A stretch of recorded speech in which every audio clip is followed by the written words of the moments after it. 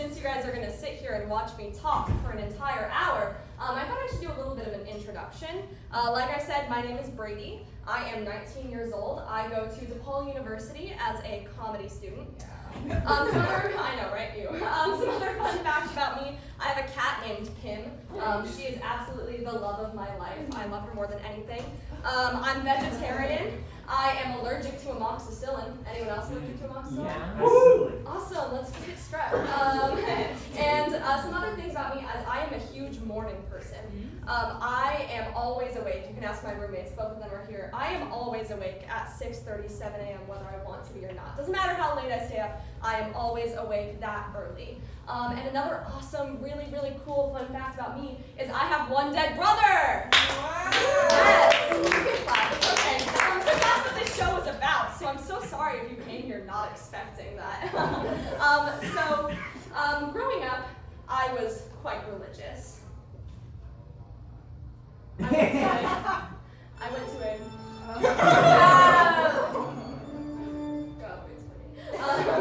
went to a Catholic elementary school, real Catholic, not fake DePaul University. And at the time, I had been quite a devout Christian. I told everyone I knew that I was going to read the Bible from cover to cover.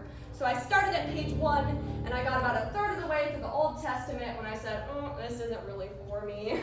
Not enough drama or romance or Draco Harry fan fiction. I know. And I couldn't understand why so many people loved that book so much. Like, it is so many words just to say you want people to think about you more often. I know, right? When I want people to think about me more often, I start a fight.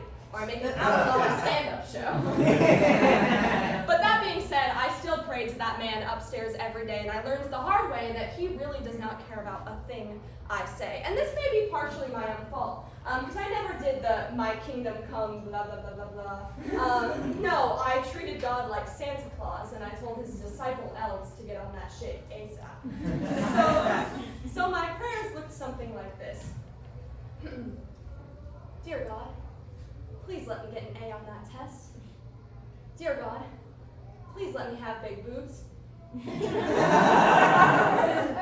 But the most important prayer I ever sent to the man upstairs was, Dear God, please let me have a little sister. Now, I already have one little brother, 2 years younger than me, and his name is Carson, and he is an absolute pain in my ass. But a little sister, 10 years younger than me, now that is absolutely a dream. But I learned the hard way, God does not give a shit about what I say, and soon enough, my grades turned to B's and my boobs to A's. Sorry. And that little girl that I wanted so bad came out a stinky little boy. But I still had the chance to make this child my baby. So I argued with my parents a lot over the name. I, of course, wanted to name him August because I had been reading Wonder at the time. Yeah. You would not believe how prevalent that book became just one year. But my parents eventually decided on the name Cameron, which is a much better name for much better reasons. And he was my baby, and from then on, Cameron and I were absolutely inseparable. At age 11, I did a lot of babysitting Cameron. This was mostly because it was a good way for me to make money and my parents were working all the time. And we would often play this game called My Little Horsey. I actually need an audience volunteer, someone willing to sit on my lap. I'm dead serious. Can you're gonna stay right here? All right, I'm gonna touch your shoulders. Yeah. I'm gonna bounce you. When I spread my legs, just pretend to fall, okay? All right, ready? My little horsey went to town. My little horsey won't fall down. And then you go, oh! It's safe, right? And so, like I said, thank you, Hannah. I was playing that game with my little brother a lot. And on one such occasion, my little cowboy maybe fell off of his little horsey and right onto his soft little 9-month-old head.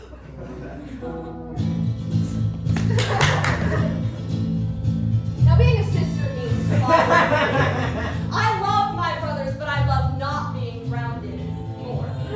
For example, one time my other brother Carson and I were playing tag, and he was running so fast at me that I shut the door right in his face, biggest bloody nose you've ever seen.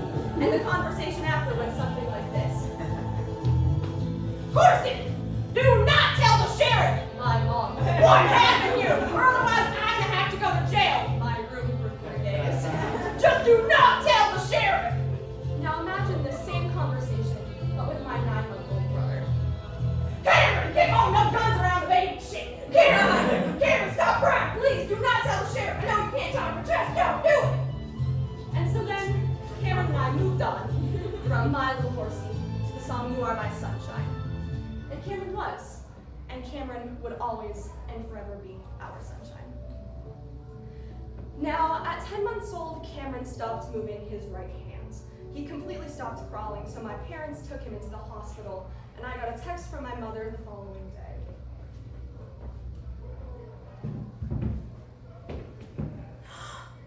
Oh my God! Bella, Amanda, my only friends from middle school, you guys! My mom says that Cameron has a dislocated elbow. Can you believe that? I know, sad, right? Yeah. So it turns out it wasn't a dislocated elbow. Those don't kill kids. Because when they tried to pop back in the elbow, it didn't pop back in.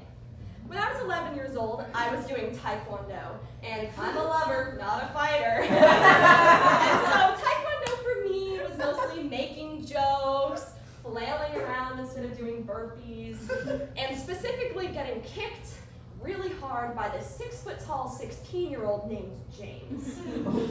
Yeah, and one time James kicked me so hard that I completely lost my breath. This would not be the first time I lost my breath at practice. On this day, January 30th, my dad usually came with me to practices, but today my grandpa came with me. And when he got there, he sat me and my other brother Carson down and told us that Cameron had a tumor in his brain.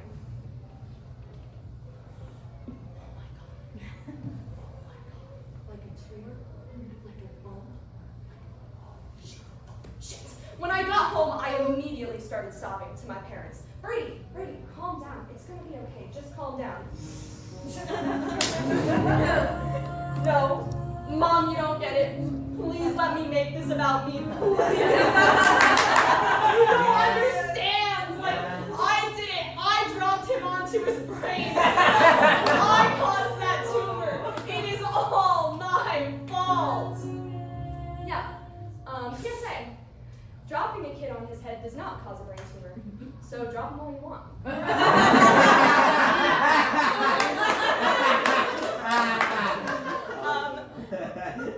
After a real diagnosis by an actual doctor, Cameron's tumor came back cancerous. Now, Cameron and old women have a ton in common. It's kind of weird.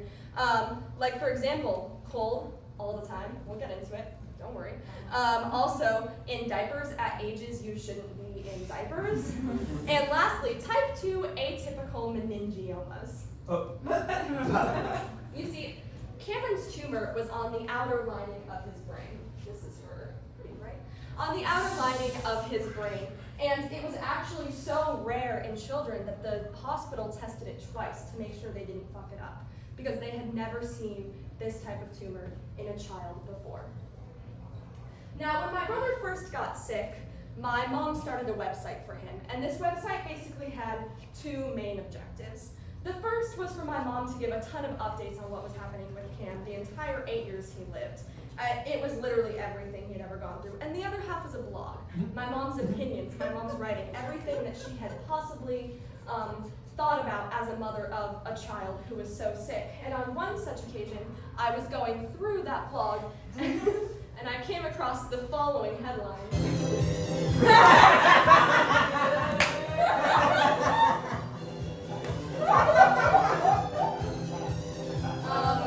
I am not special needs. If you ask her why she put that, she goes, "It looks like you're staring." It looks wrong. So if you go back to this, you can go as far back to when the biggest problem was the orange-sized tumor in Cameron's brain, and the newest problem being this on my account for the rest of time. Totally. All right. So the first option to help Cameron was to resect his tumor. When I was in my freshman year of high school, I was just coming out of playing a lead in the school musical. I was Pugsley in the atmosphere.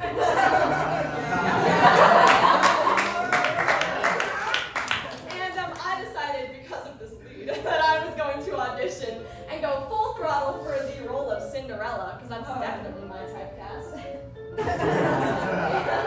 And so I went up there and I sang Confidence from The Sound of Music. Yeah. I know.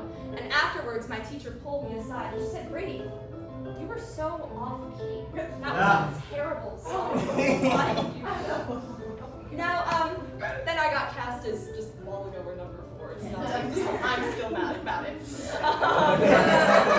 Cam's usual neurosurgeon, Dr. Hankinson, wanted this Cinderella part. He was capable, smart, and he had saved my brother's life on numerous occasions. But if a brain were a song and the tumor were a note, Dr. Hankinson went a little bit off key, guys. You see, this is because Cameron's tumor was wrapped around a blood vessel, like the way that a snake wraps around its prey. Like if the "give me a hug" guy got his hug, that is exactly what this was. And so, this caused Cameron to have a big old stroke. From then on, Cameron could not move the entire right side of his body. All of his sign language became left-handed, and he was the most lefty-left ever liberal. I love it. But this did mean for the entire 8 years Cameron was alive, he could not walk. And instead, what Cameron could do was sit on the floor and scoot his way around, like so. That's a meeting with Sam's. And having a severely special needs brother means that I always have to pick up on the slack from all of the chores he's not doing. But there is one chore Cameron could do. Because if you threw soap, water on the ground, and roll the ball, that floor would be cleaner quicker in the time that it took me to give up on this job.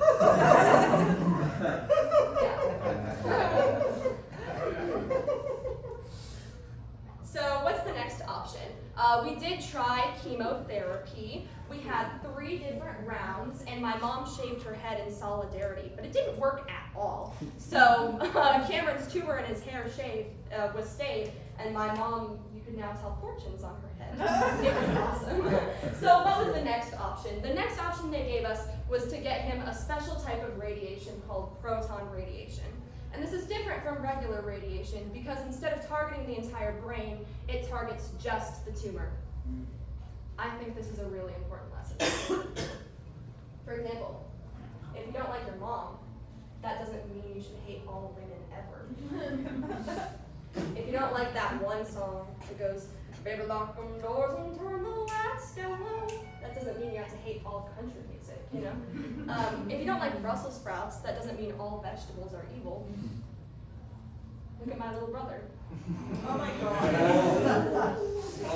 You guys aren't gonna like this shit. So we decided we were going on a trip to Boston.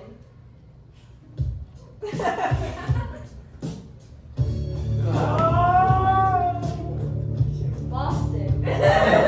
Oh, look, a tea party. I know it's not Chicago. Just pretend I'm right. We stayed at this little place called Christopher's Haven, which was free apartments for kids going through cancer treatments and their families. And if I have one thing to say about Boston, it's that everything in Boston is more abundant. The same way in Texas, everything is bigger. Everything in Boston is just more. More angry drunk men in baseball caps. More Dunkin' Donuts. More cancerous children. Yes. So after 30 rounds of radiation, Cameron's tumor completely stopped growing. And I'm telling you, we were walking on sunshine.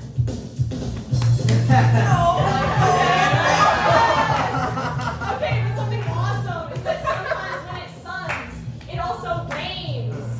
Especially in the month of April. Okay? And when you start messing with brains, bad things start happening. That's why they don't let you put pencils up your nose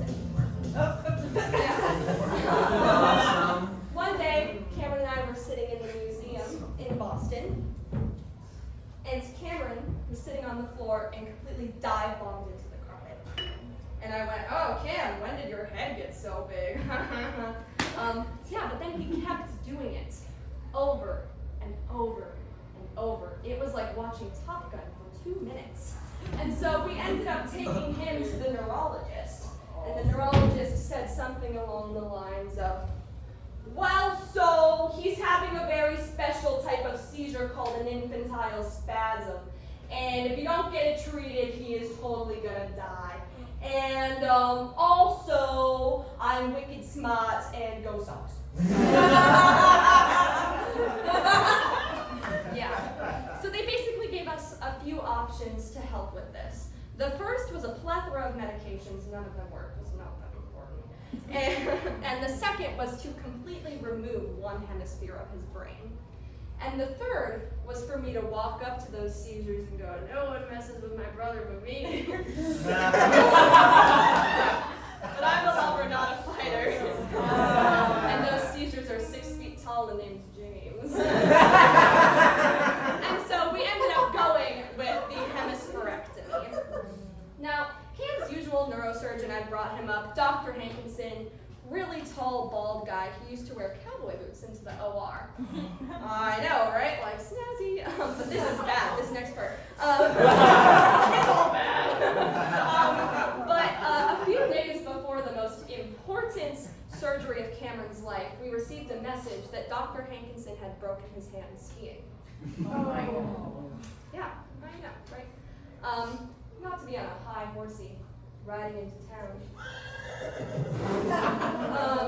But if I had a job as important as this one, I probably wouldn't do things that would cause me to break my hands. The same way if I was a singer, I wouldn't get on a roller coaster for fear of losing my voice. Or if I was a pilot, I wouldn't just throw knives into the air for fear of poking out my eyeballs. Or if I was a comedian, I wouldn't be Matt Rife. I hope he's hurting. Yeah.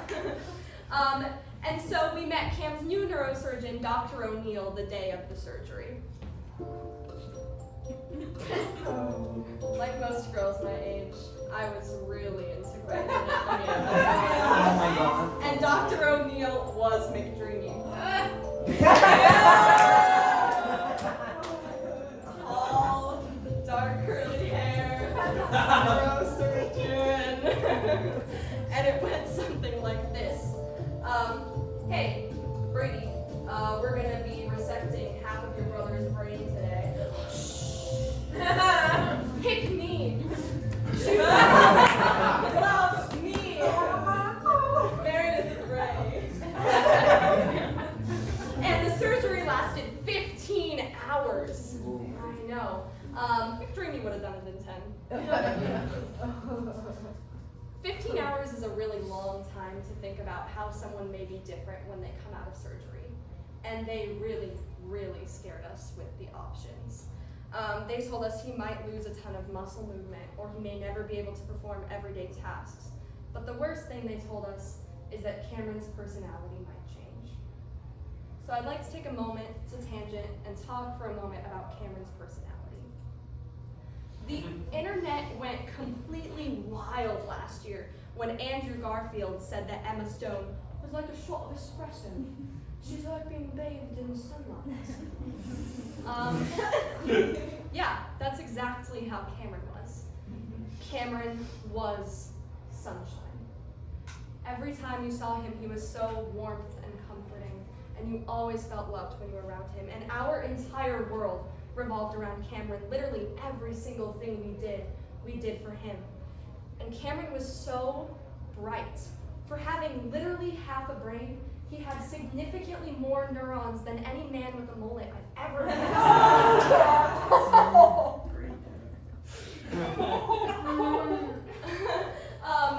And so Cameron, in a not cruel and wonderful, beautiful world, hopefully one where I'm really rich and famous and hot, Cameron would have been a baseball player. Cameron loved to play ball. For example, in my house back in Colorado, the doorknob had fallen on the floor, and I never bothered to put it back on because I don't have any secrets, as you can see. And one day, my friend and I were the floor, and Cameron scooted in, floor freshly cleaned behind him. Awesome. And grabbed that doorknob and threw it straight at my friend's forehead. Home run. Like, how can you be mad at him? Look at that face.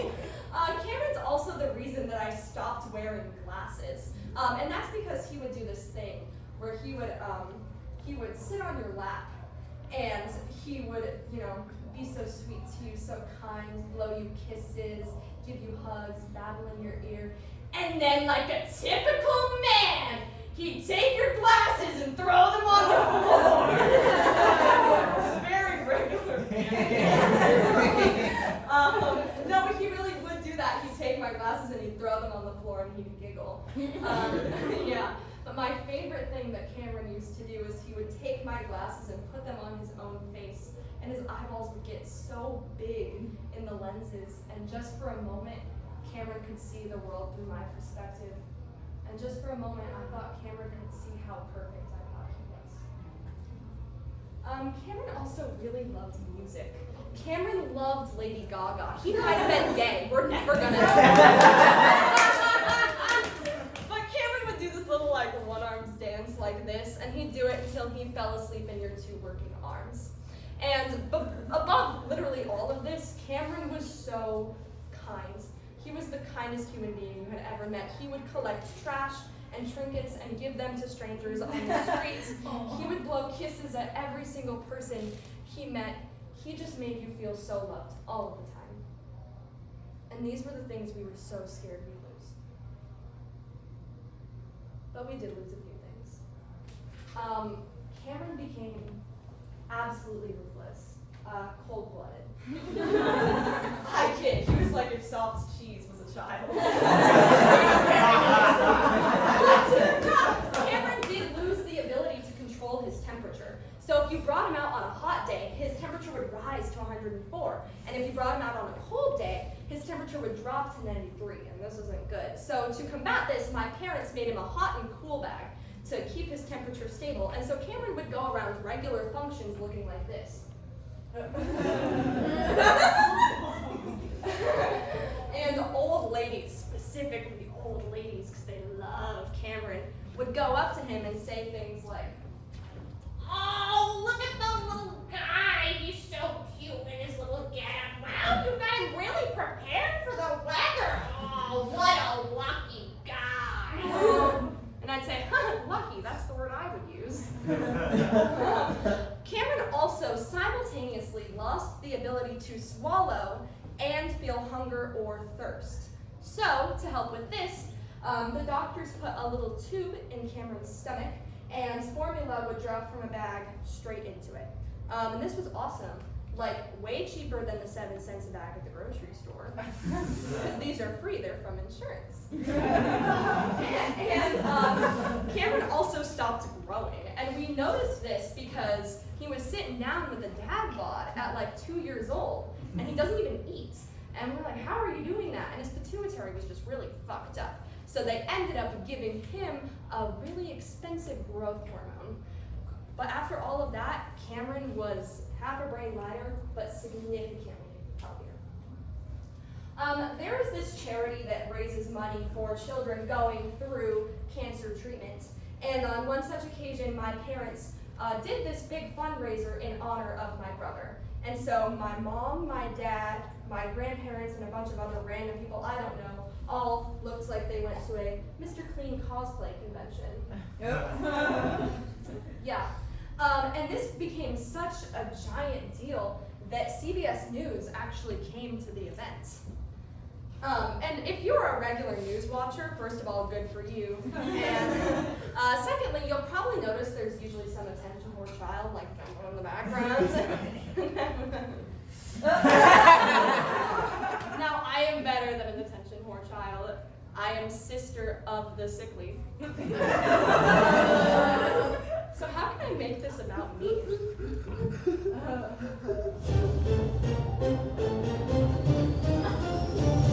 Hey, Kyle Clark from CBS News. I am here with the parents of Cameron Barrow, Lauren and Chris Barrow.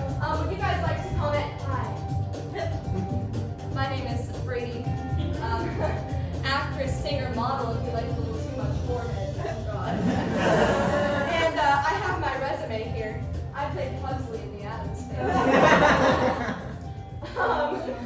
Lauren and Chris Barrow, my parents, are the two most selfless people I have literally ever met in my entire life. Everything they did for Cameron was incredible, and everything they did for me and my other brother is as well. But if you know me, you know that I need attention like water, like I'm parched. I have a question for you guys. Just raise your hand. It's okay. You don't have to be shy. Raise your hand if you ever wished you'd break an arm or a leg or get cancer for attention. Awesome. I was scared it was just gonna be me, guys. Yeah. No, me too. I was like, God, I really hope something really bad happens to me. And then it did. It happened to my brother. And I used to, back when I prayed, I used to go, Dear God, please let me have cancer instead of Cameron. And people would go, oh, Brady, that's so kind and nice and awesome of you. And I'd go, no, I just want attention. But that prayer very quickly changed to, Dear God, please give my life for Cameron's. The second that I was forced to learn about suffering. After Cam's initial diagnosis, my parents sent me to a camp for kids with cancer and their siblings. Yeah. And there were some things I found kind of wrong with this, because on one side were healthy, typical kids running around, eating food, climbing trees, and on the other side were their medication-taking, leukemia-having, wheelchair-bound siblings that got them there in the first place. My roommate, that's her. She had ALL leukemia. And when I first met her, she asked me if I wanted the top or the bottom bunk. And I said, I would really like the bottom bunk because I'm scared of the top. And she replied with, well, nothing scares me.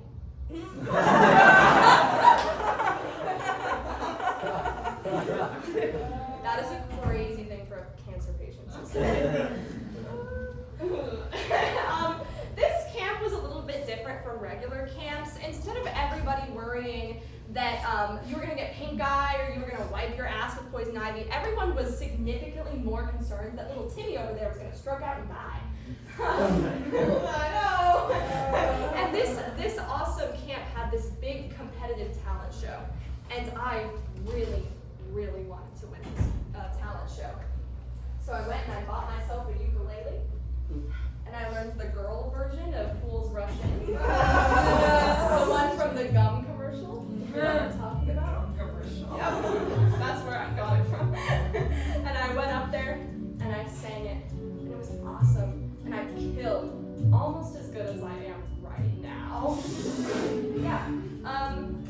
And then my ALL leukemia roommate got up there. And sang Imagine. John Lennon. How the fuck am I supposed to beat John Lennon? Yeah.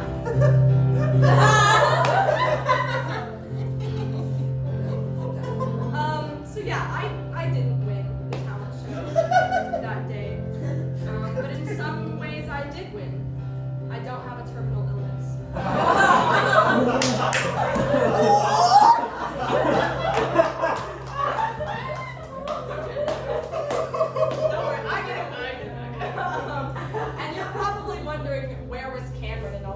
And the truth is, he was too sick to go.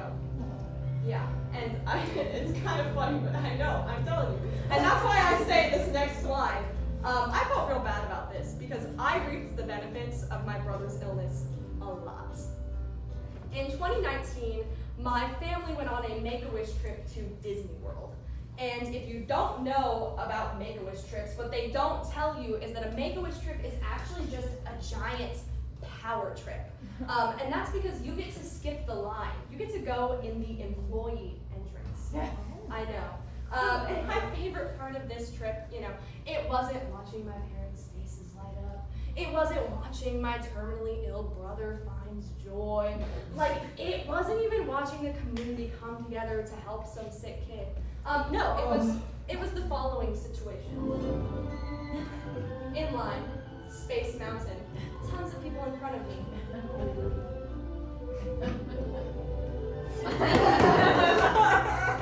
Oh my god, she's totally cutting the line. Make-A-Wish pin. Have you ever seen a Disney adult actually shut up? Because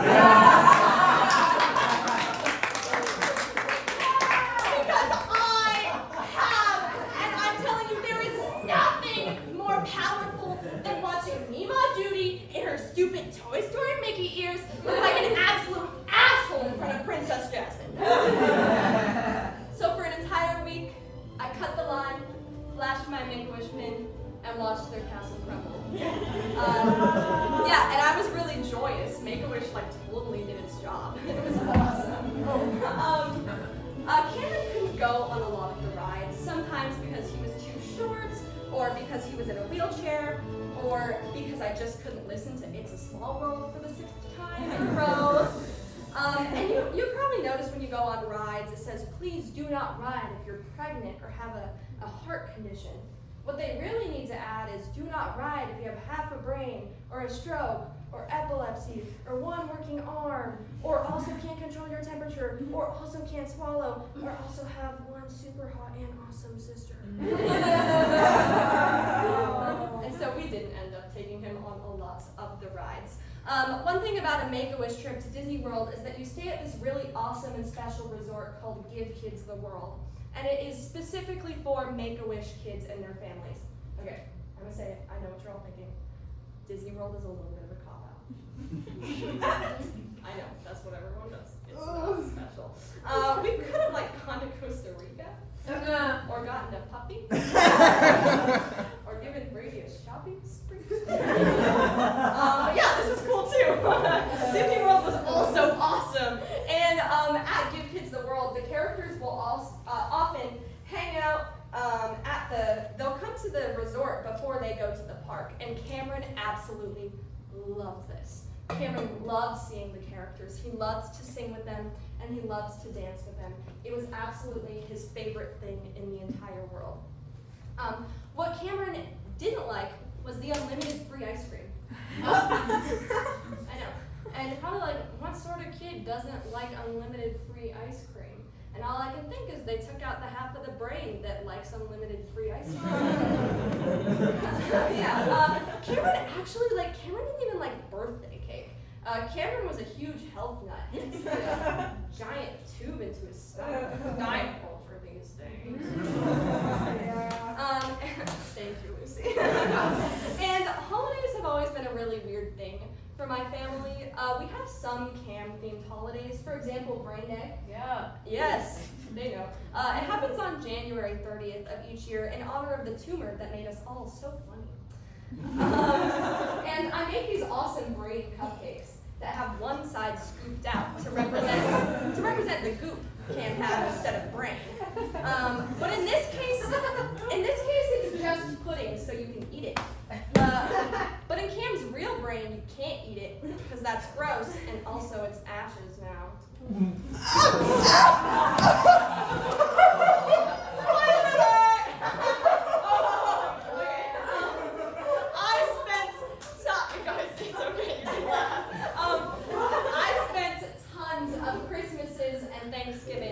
In the hospital, and the weird thing about this time of year is that they won't let kids just into the children's hospital, even though it's a children's hospital, and I am a kid. But that's because it's flu season, and they don't want you killing a bunch of their patients. But the hospital priest would often make an exception for us, and that's when I learned that this bald celibate man was significantly more merciful than the guy who said to have followed. Yeah. And because of this priest, the first holiday I had without Cam was this year.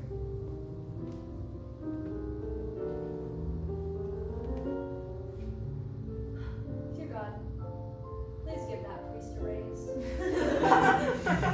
Or at least let him fuck.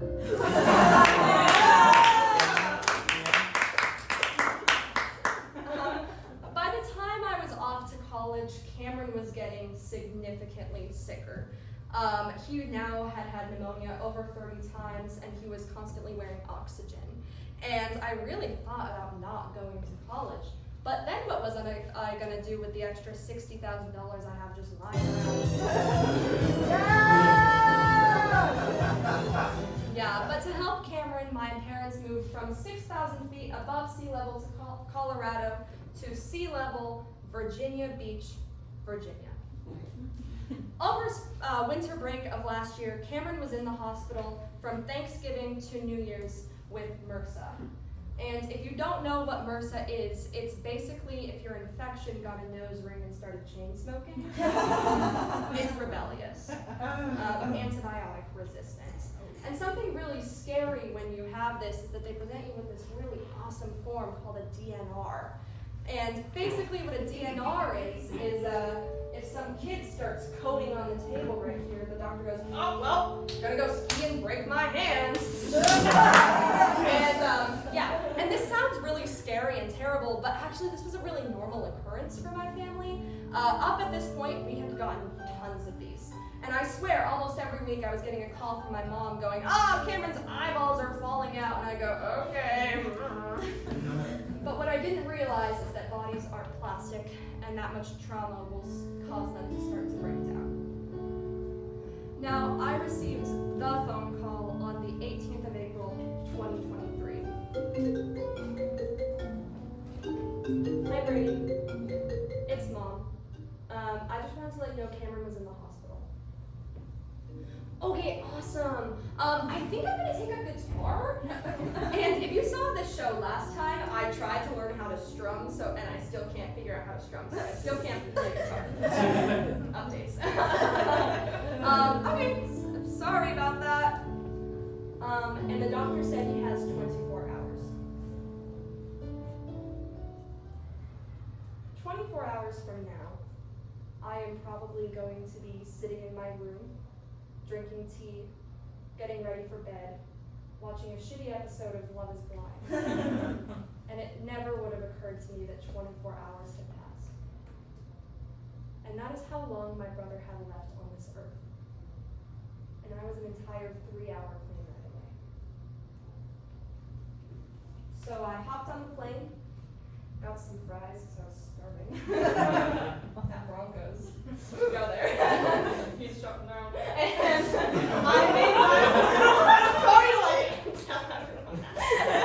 And I made my way to my favorite place in the entire world, the Children's Hospital of the King's Daughter in fucking Virginia Beach, Virginia. And something they don't tell, something about children dying is that it's basically arts and crafts hour. It's the way to soften the blow of a dead 8-year-old the way that a pillow softens a sledgehammer. Yeah, and so they let me do some crafts. I got some fast dry clay, and I know, right? And I also got to do some finger painting, and I also got a little bear with his heartbeat in it. I would have really preferred to do some more sophisticated crafts, like wheel pottery. But they didn't offer that. But they did let me pick the colors. Brady, before your brother dies, do you want to do some arts and crafts? No, I want my brother to live. Okay, stop your whining. I'll let you pick the color. And I chose blue. Yes. Line, Eli? These few days. These few days! Alright, let's go ahead and roll. These few days caused me to really reflect on why this was happening to me. Was it because I didn't find God's book very riveting? Because say what you want about Ray Bradbury, but he wouldn't kill for Fahrenheit 451. Awesome. I thought about this long and hard. On the 21st of April, they told my family that they were going to take Cameron's breathing tube out. Now this was an extremely dramatic affair. Each set of grandparents gets 15 minutes to go in there and say goodbye. That's less time than it takes to cook a DiGiorno pizza. Sorry, but to be fair, it's not death, it's DiGiorno. And so, if you weren't done after the 15 minutes, they would literally grab you like uncooked out of there. It was crazy. Cameron, my dear grandson, if a pizza can be done, so can you.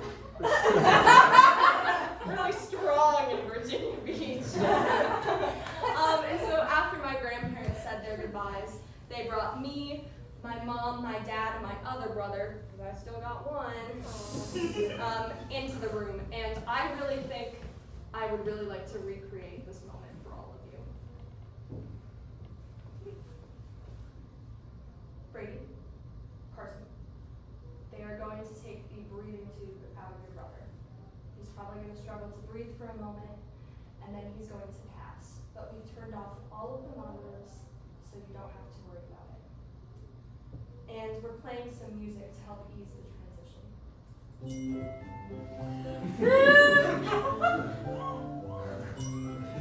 Yeah, this is the real music, you guys. Yeah. What the fuck? Yes, it is. This is the song. And then we waited. And we waited. And we waited. I'm sorry, was something supposed to happen? Yeah, actually something did happen. Cameron woke up and said hi. Yeah, it was really beautiful.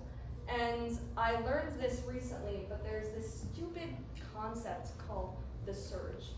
And some people call it a miracle. I think it's cruel. And it's basically when a person who is about to die gets a sudden rush of consciousness. And at the time, I had no idea this was coming. I really thought Cameron was getting better. It was like we were at the top of a really tall roller coaster, and we were about to go down the steepest drop we absolutely could. Line. I spent the day crocheting. I spent the day crocheting. Thanks, guys, for being nice with me. I spent the day crocheting with Cameron and telling him all of my secrets, which of you I actually like and which of you I don't. And you're never gonna know. And then I went home, and in the famous words of Taylor Swift, "Are we out of the woods yet?" And in the famous words of Taylor Swift, no. 8 a.m. the next morning, I got a call from my mother that Cameron was vagal breathing, and I was not allowed to come see him. 8 p.m. that night, Cameron took his final breath.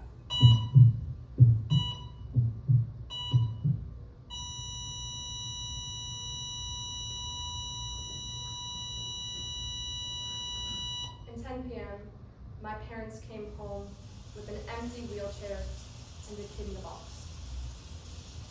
In between the initial text and the final blow, I was an absolute wreck. I wanted my parents home so bad, and I wanted them to hug me, and I know they couldn't be there because they were there with him. And so instead, I spent the day cleaning the house so it would look good for him, and I went on a ton of walks, and it was raining so hard. And I thought for a moment, what if God was crying with me? The worst part was the house without Cameron.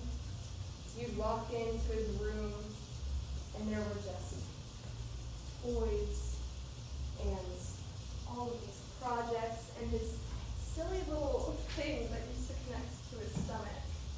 And there were also these terrible, terrible art projects. And, it's really hard to do good art when you have half a brain, one arm, and one hair. So can't get mad about that.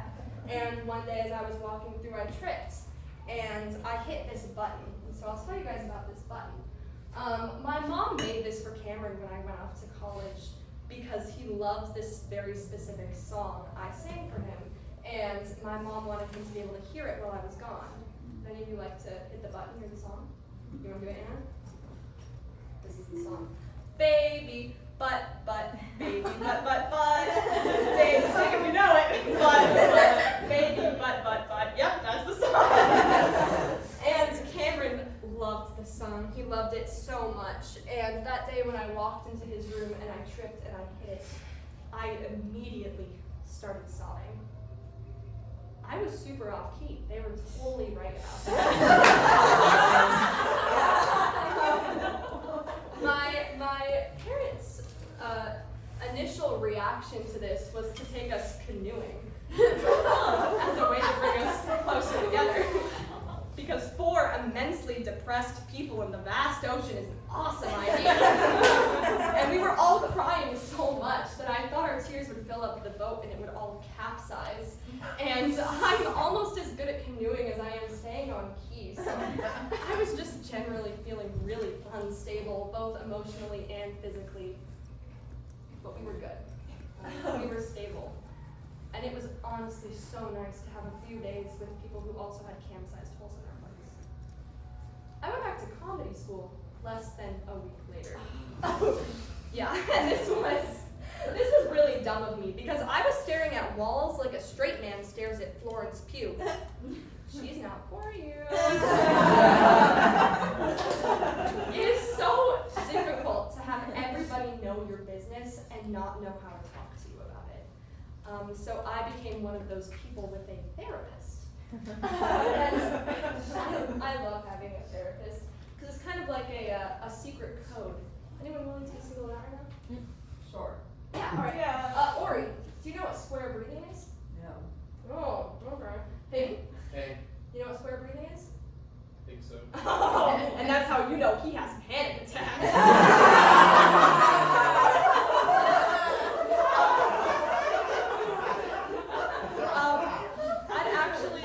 I'd love to take you guys through a square breath right now, if y'all would be willing to do it with me. Awesome. All right, so just do what I say. Breathe in for 4. 1, 2, 3, 4. Hold. 1, 2, 3, 4. Out. 1, 2, 3, 4. Hold. 1, 2, 3, 4.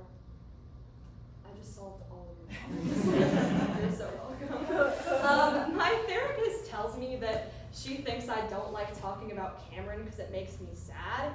So I one-upped her with a stand-up show. Yes! Now, there are some very odd things that people have said to me, and this is just because it's like a really uncomfortable situation. And to be fair, I don't know what I would say to me. But I thought I would let you guys know what some of those things are. So I actually need 3 volunteers to come up on stage. If anyone's willing. 8? Awesome. Awesome. Anyone else? Yeah, all right, come on up here. And Trey. Perfect. Aiden, I'm going to have you stand right there. And this is your line. Don't read it yet. And I'm going to have you stand right, we'll put you right here actually, because there's going to be a slide. Awesome. And that's for you. And Trey, you can come right here by my awesome water bottle. Perfect. Thank you. So basically what's going to happen here is your cue line is, "Hi, my brother died." And then you just say what that says. Okay? Awesome. All right. Hey, my brother died. It's all part of God's plan. And like the guy who goes in the closet when there's an axe murderer on the loose. That's a stupid fucking plan. Go sit down, Aiden.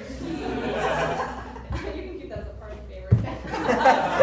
Hi, my little brother died. He's in a better place. Sorry, have you ever seen a biblically accurate angel? They look like if the monster from Suicide Squad 2 was good. You can go sit down. Party favor. Hey, my little brother died. Life is so unfair. When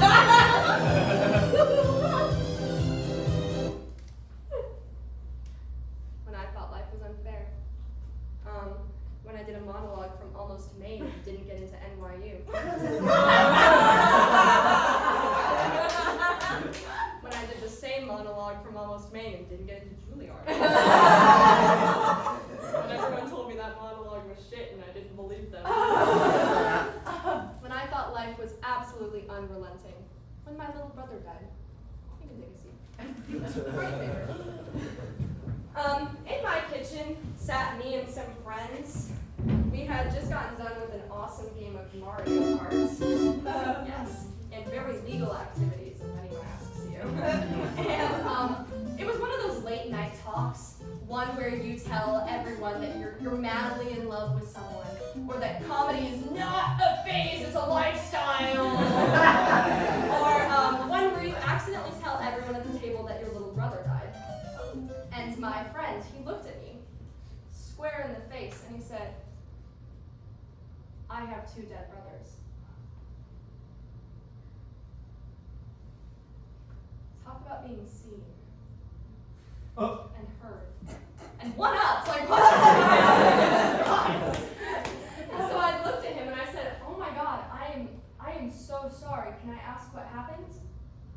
And he looked at me dead serious and said, miscarriage. Oh my gosh. I know. You know when you go to an event and you're really excited and you get up to the buffet and it's just melons?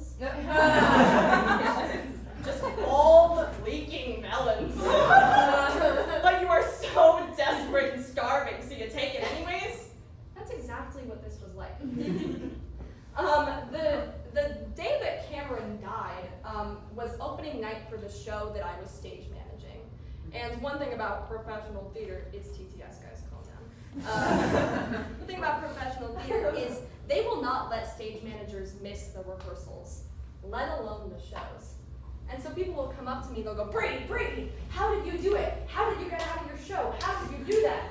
And I look at them and I say, a long and complicated 8-year murder process.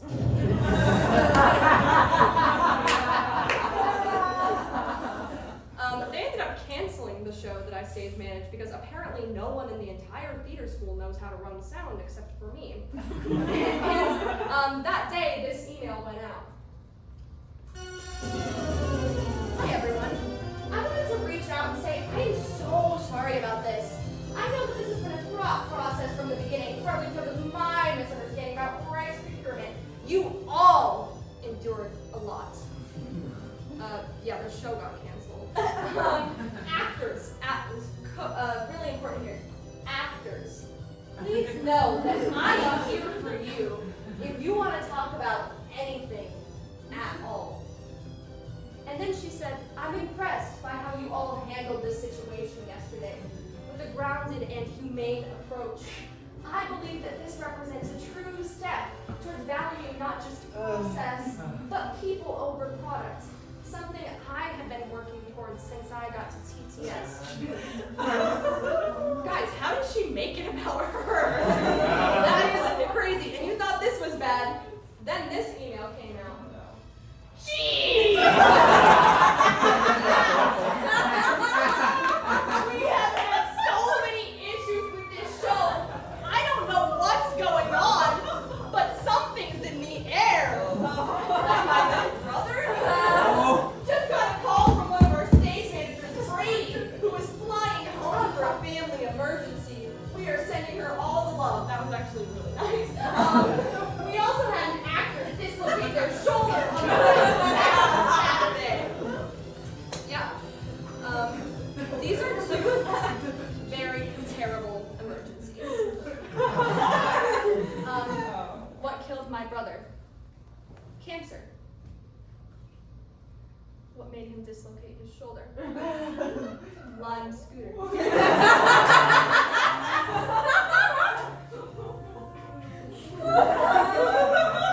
I'd like to take a moment to remind everyone that the #1 killer of kids in this country is lime scooters. Yeah. Every day, a TTS actor adjusts their shirt and falls off their lime scooters. But you give me the change. Stop lime scootering today. Oh God. If only his dislocated shoulder was cremated on my mantle as well. Yeah, that went well. Awesome. I have been grieving since April 22nd, and what I've learned is that it doesn't get easier, you just get more used to it. I have this problem where every time I see a special needs child, I just start crying. It's a really bad look. Crying isn't usually hereditary, but in this case it was.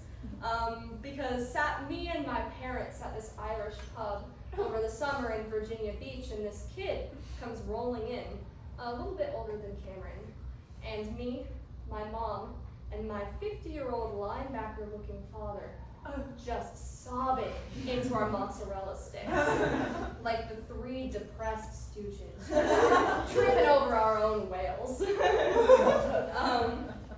The first time I felt a little bit of relief was Cameron's funeral. I got to do a speech almost as good as this one, wildly more appropriate. And I got this awesome party favor, as you can see here.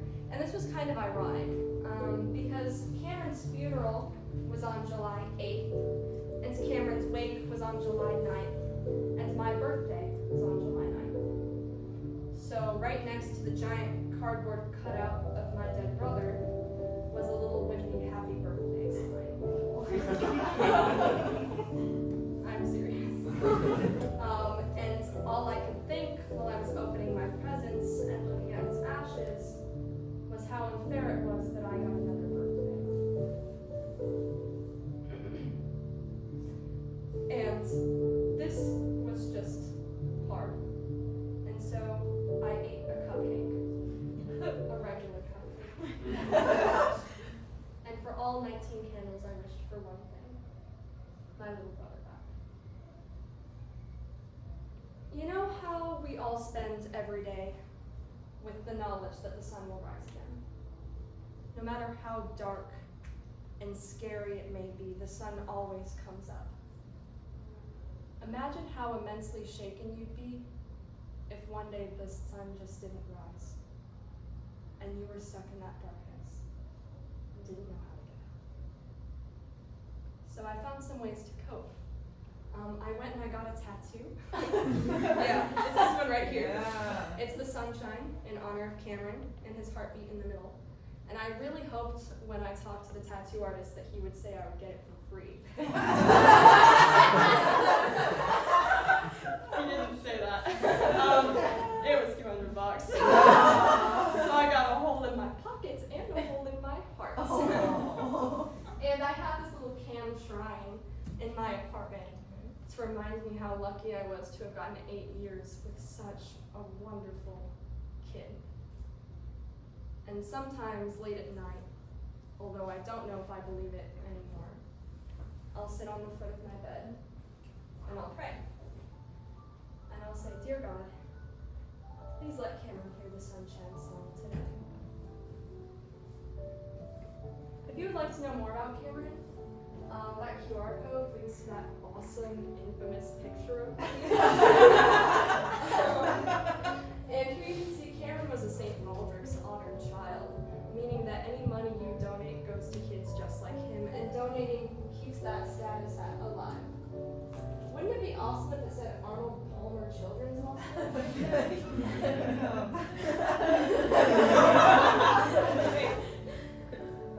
What I've learned from this experience is that it truly does not get easier.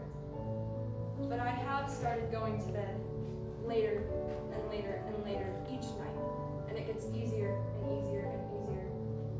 But whether I want to or not,